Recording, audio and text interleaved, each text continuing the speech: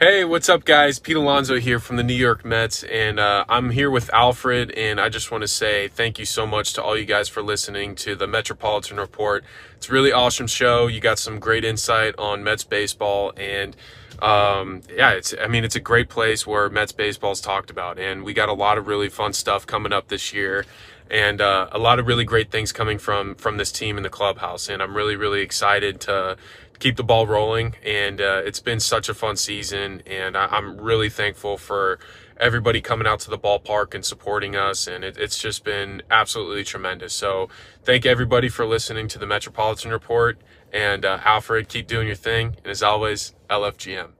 Hey everybody, it's Alfred Parsard Jr. back with another edition of the Metropolitan Report, where we're going to continue our coverage of 2025 Mets spring training. And if you've been liking our coverage of the Mets spring training so far, make sure you go and subscribe, leave a comment on this video, leave a comment on past videos, and again, make sure to subscribe so you can get notifications every time a new video or a new episode of the Metropolitan Report comes out. Much appreciated.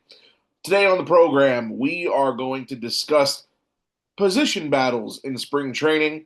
One position battle in the rotation, one position battle for a bench infield spot. But before we get to that, I want to talk about a young man who is attempting to make the team. He's been in the Mets minor league organization for about a year now, and that would be Max Kranick. Max Kranick, a reliever. He has major league experience. He's had 11 games through 2 seasons with the Pittsburgh Pirates. Now, a lot of people will look at his career numbers and be like, why would you want him on the team? In 11 games through 2 seasons with the Pirates, Kranick has a 5.56 lifetime ERA.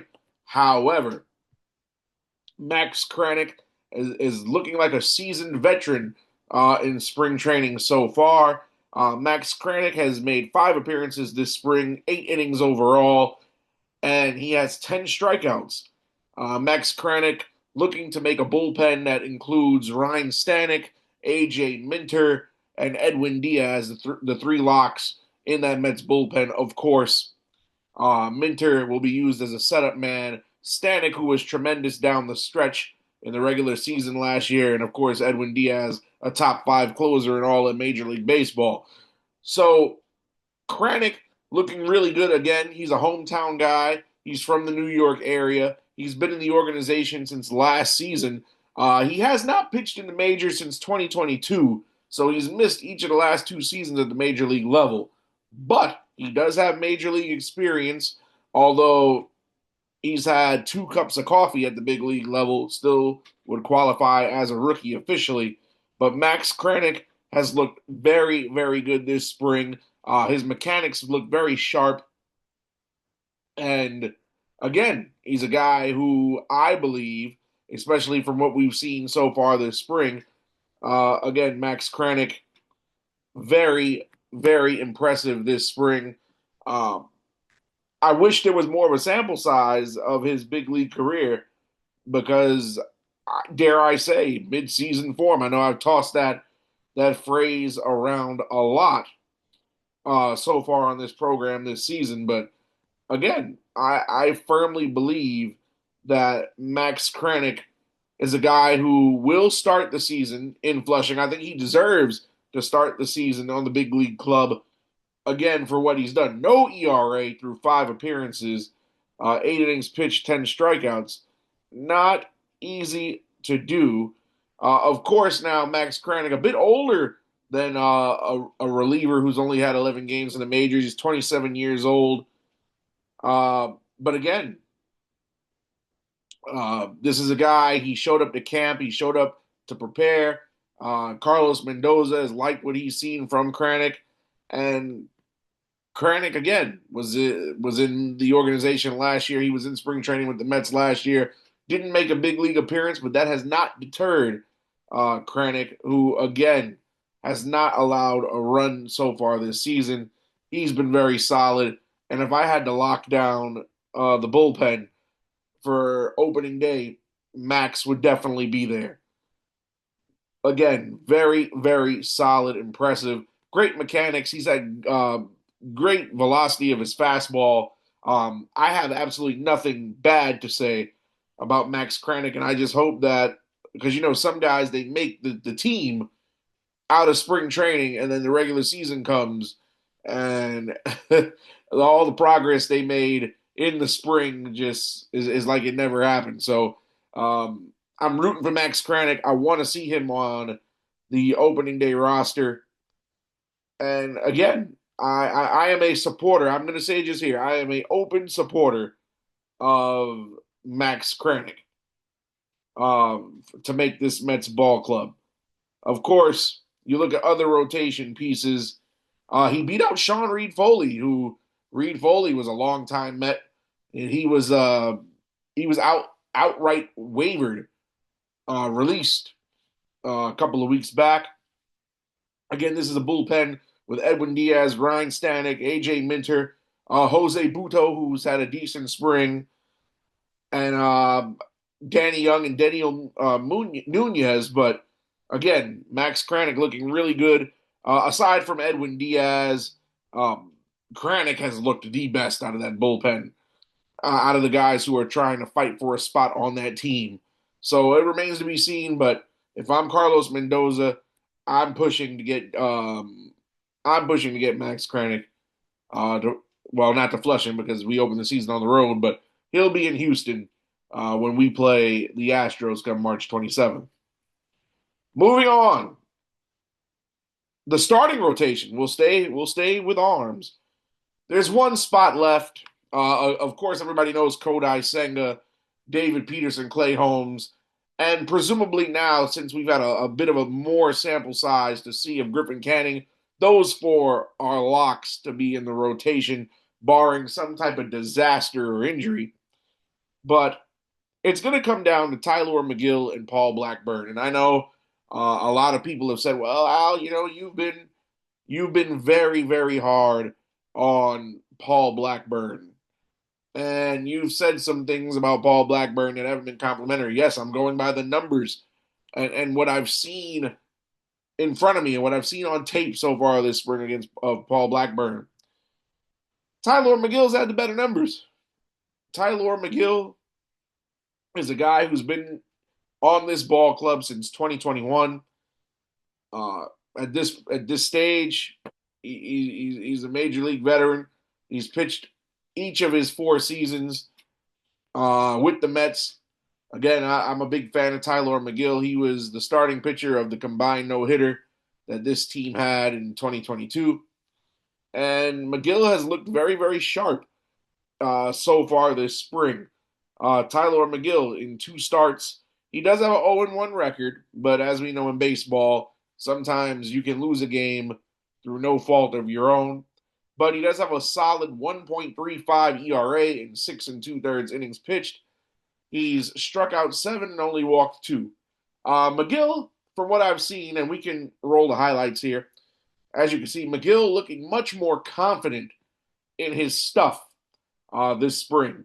Megill, in seasons past, and I've said it in the past, for those of you who listened to us when we were audio only back in 2021, Megill always had a nervous energy about him when he started, at least from my observation. But Tylor Megill taking the mound this spring, he's looking much more confident, as you can see here. Just his body language is different, going right after batters instead of nibbling in the zone. And the only knock that I would have on Tylor Megill for his career, he's an inconsistent pitcher. He'll give you 2 great starts followed by 4 bad ones. But if he can become consistent, I think that he'll be a difference maker in this rotation. Again, Megill, 4 seasons in New York. We have a big sample size. We know what he's capable of. And when he's on, he's on.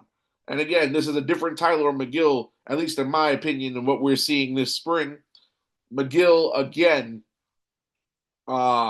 he's been approaching pitching this spring with much more confidence and a little bit more swagger, a little bit more oomph behind him, as opposed to seasons past. And then we go to Paul Blackburn. Blackburn, as you can see on the graphic below, 4 starts this spring, a record of 1-1, a 6.23 ERA with 8 2/3 innings pitched. He struck out 3 but walked 4. Blackburn, as many of you know who have watched a previous Metropolitan Report that released earlier this week, had an ERA of 11.57 until he pitched yesterday against the Cardinals, and he got that ERA down a lot. He pitched 4 shutout innings. But I'm more concerned about Blackburn again, coming off of injuries. He was banged up last season, wasn't able to pitch much last year. He's coming into this spring banged up, recovering from a spinal fluid leak. So, like I've been saying, I understand between him and McGill has a minor league option left. Blackburn does not. But again, start the guy in Syracuse and just let him recover. Let him recover. And what do they do when guys get hurt? They send them down to the minors for rehab assignments. Just let Blackburn rehab. That's all I ask. Just let the man rehab, and when he's ready to become a contributor, then you can bring him to Flushing. Between the two, I mean, Tylor Megill's never been an all-star. Blackburn has. I think in the long run, if Blackburn can return to form, you could get more out of him possibly than Megill if Megill tends to be the inconsistent pitcher that we've known him to be. Now, if this more confident Tylor Megill happens to emerge and it's a season-long thing, then at some point the Mets, especially when Frankie Montas and Sean Manaea come back, they have decisions to make. So, again, the Mets, Mendoza has talked about a 6-man rotation. So there is a possibility that both these guys can be on the opening day roster. But if they had to pick one for a traditional 5-man rotation, I got to go with the numbers. The numbers do not lie.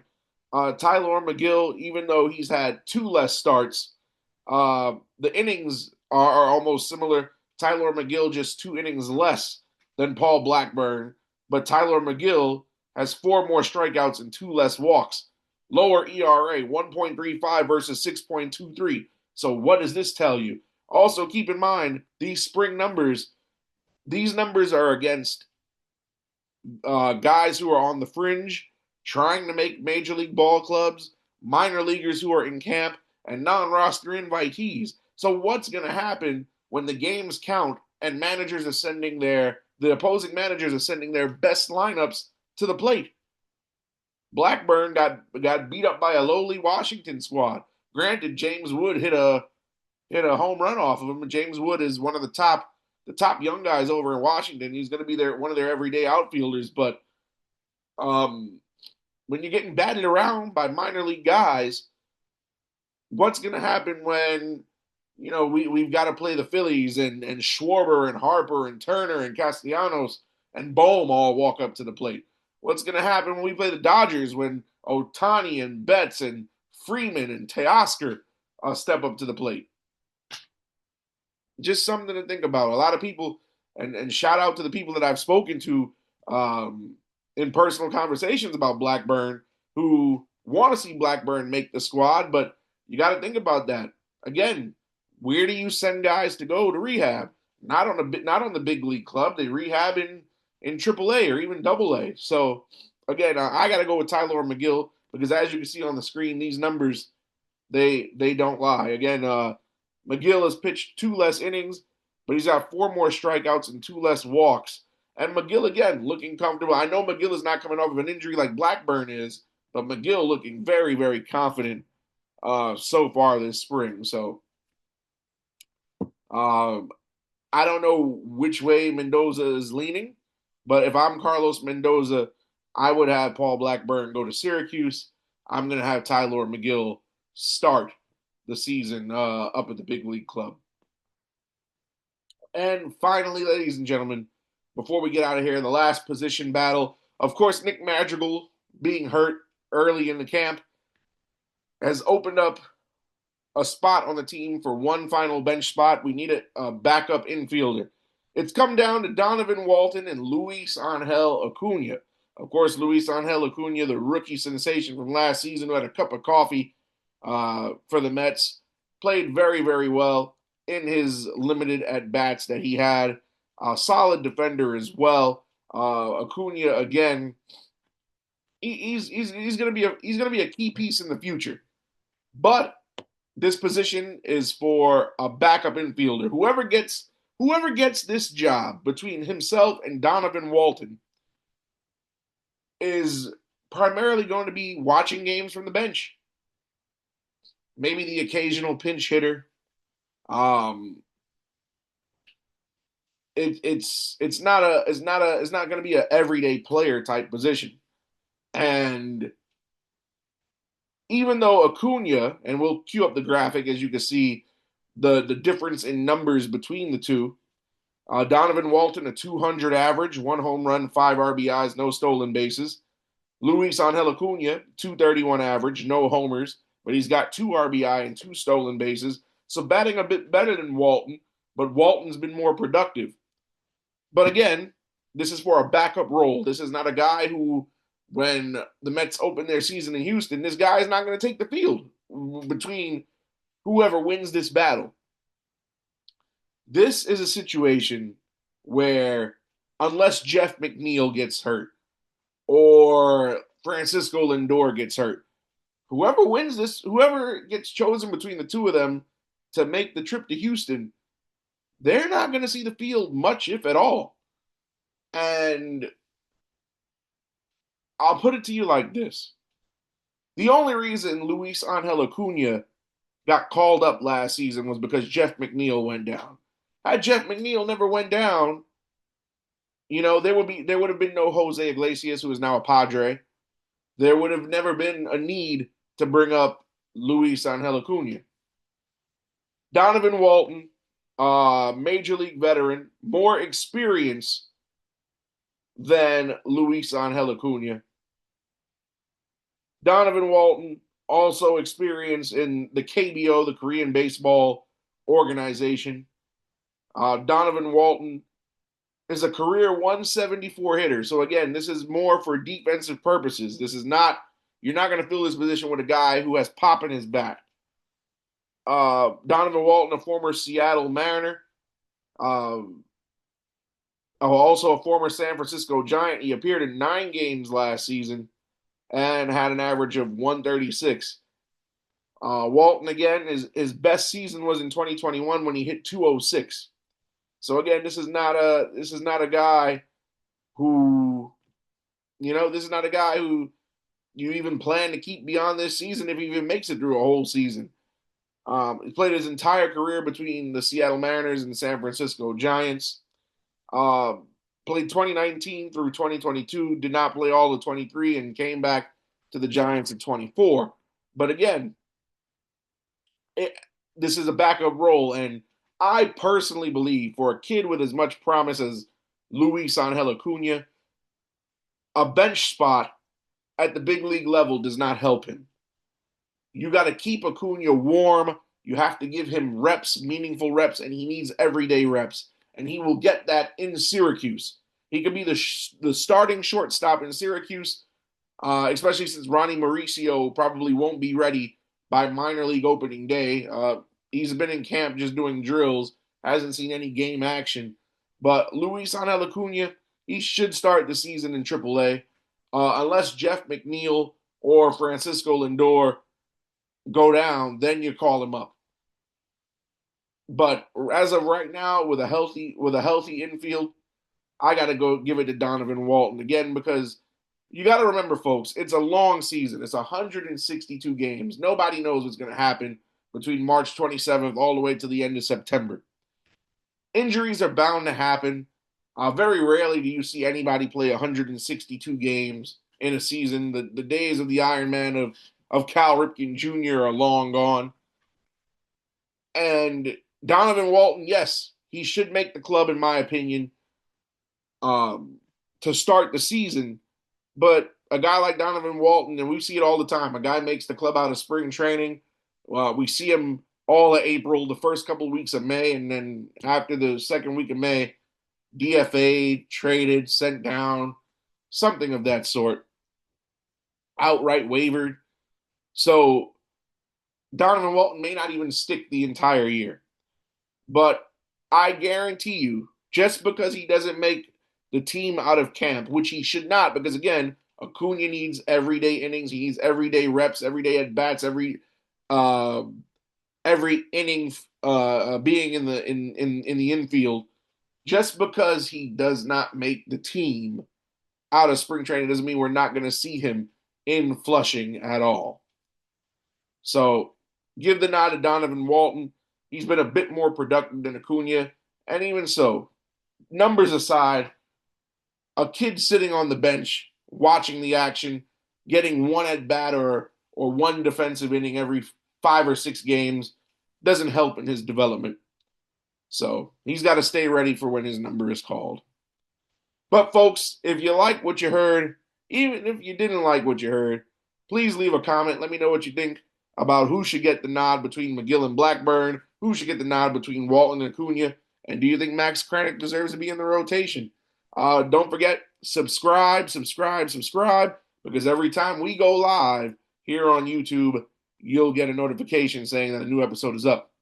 Until then, let's go Mets, and I'll see you on the next report. I'm Alfred Parsar Jr., and I'll catch you next time.